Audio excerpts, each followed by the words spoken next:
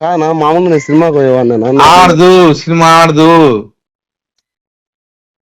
cinema ఆడదు నేను ఎవరు నేర్పించేది సినిమా ఆడదు ఇప్పుడు ఓకేనా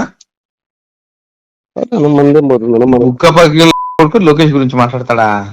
సార్ గురించి మాట్లాడతాడు బుక్క పక్కన